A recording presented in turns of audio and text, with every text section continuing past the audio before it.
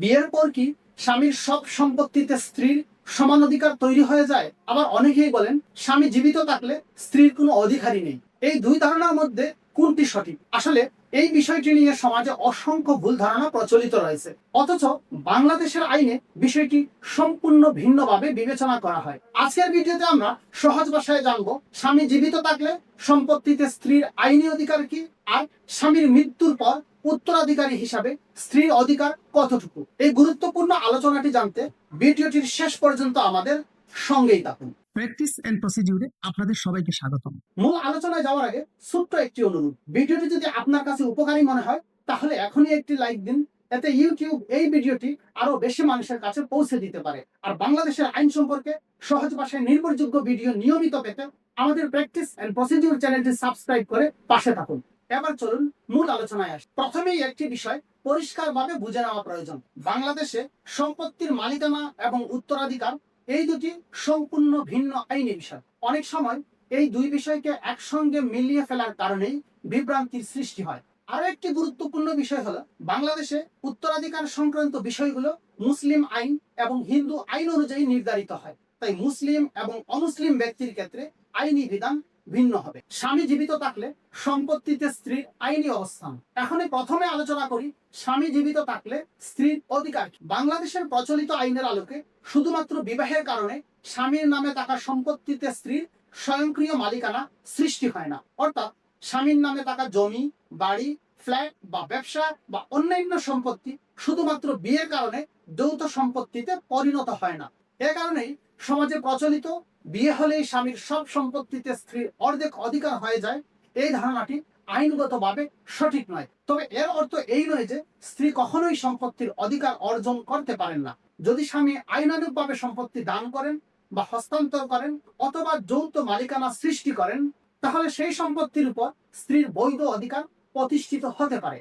এটি সম্পূর্ণ ভিন্ন একটি আইনগত বিষয়। এটি উত্তরাধিকার নয়, বরং বৈধ মালিকানা সৃষ্টির একটি পদ্ধতি। এখন পর্যন্ত আমরা যে বিষয়টি আলোচনা করলাম সেটি ছিল স্বামী জীবিত থাকাকালীন সম্পত্তির মালিকানা সম্পর্কে। কিন্তু স্বামীর মৃত্যুর পর আইনি অবস্থান সম্পূর্ণ ভিন্ন হয়ে যায়, কারণ তখন আর মালিকানা হস্তান্তরের প্রশ্ন থাকে না, বরং কার্যকর হয় উত্তরাধিকার আইন।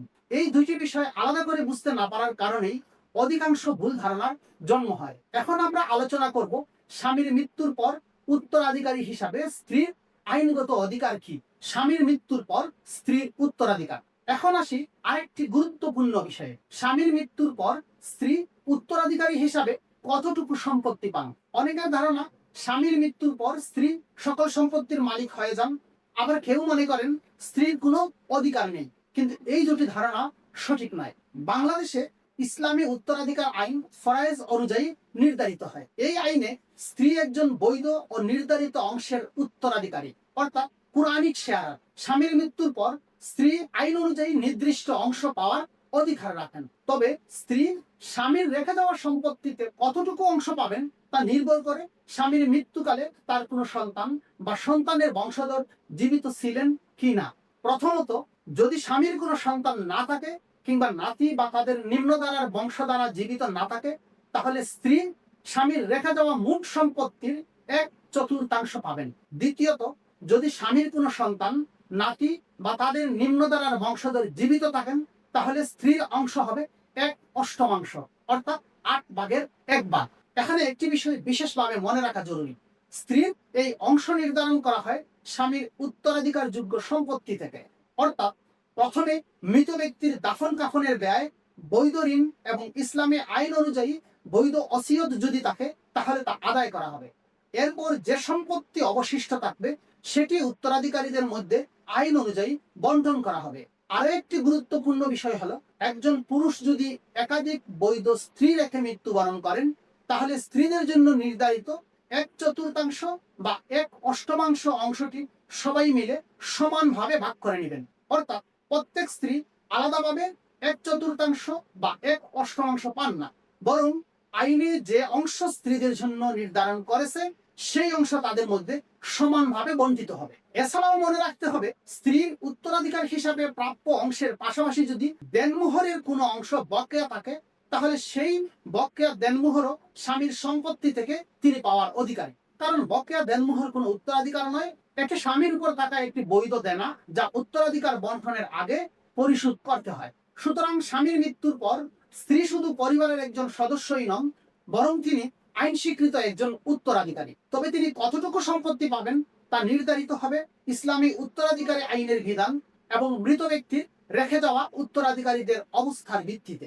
আরো একটি গুরুত্বপূর্ণ বিষয়, অনেকেই সম্পত্তির মালিকানা, উত্তরাধিকার, মুহরানা এবং ভরণ পোষণ এই বিষয়গুলোকে একসঙ্গে মিলিয়ে ফেলেন। কিন্তু আইনগতভাবে এই চারটি পৃথক বিষয়।